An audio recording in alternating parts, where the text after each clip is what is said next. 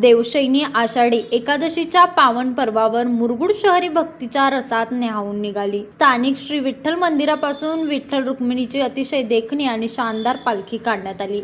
टाळ मृदुंगाचा गजर, मुखात विठ्ठल विठ्ठलाचा नामघोष आणि भक्तांचा अथंग उत्साह या भक्तिमय वातावरणात संपूर्ण मुरगुड शहर विठुरायाच्या भक्तीत तल्लीन झाले होते।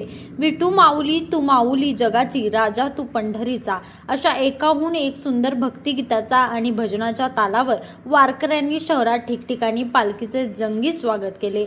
गावभागातील श्री अंबाबाई मंदिर, राम मंदिर, जुन्या पोलीस ठाण्यातील दत्त मंदिर, श्री हनुमान मंदिर, आत्मरूप गणेश मंदिर अशा सर्व प्रमुख ठिकाणी पालखी थांबवून भाविकांनी अत्यंत श्रद्धेने विठुरायाची महाआरती केली। पालखीचे आगमन होताच नागरिकांनी आणि भाविकांनी विठुरायाचे दर्शन घेण्यासाठी मोठी गर्दी केली होती। आषाढी एकादशीच्या उपवासानिमित्त या प्रमुख रस्त्यावर ठिकठिकाणी भक्ताच्या वतीने उपवासाची खिचडी, केळी, दूध, राजगिरा लाडू आणि बटाटा वेफरचे उत्साहात वाटप करून अन्नदानाची अखंड सेवा बजावण्यात आली। मिरवणुकीदरम्यान ठिकठिकाणी वारकरी बांधवांनी टाळ मृदुंगाच्या तालावर लयबद्ध रिंगण धरले। महिला आणि भाविकांनी आनंदाने फुगड्या घालण्याचा मनमुराद आनंद लुटला। परम विठ्ठल भक्त व आंतरराष्ट्रीय कीर्तीचे प्रवचनकार डॉक्टर देशमुख साहेब यांच्या निवासस्थानी जेव्हा पालखीचे आगमन झाले तेव्हा तिथे खऱ्या अर्थाने भक्तीचा ओसंडून वाहणारा पूर पाहायला मिळाला।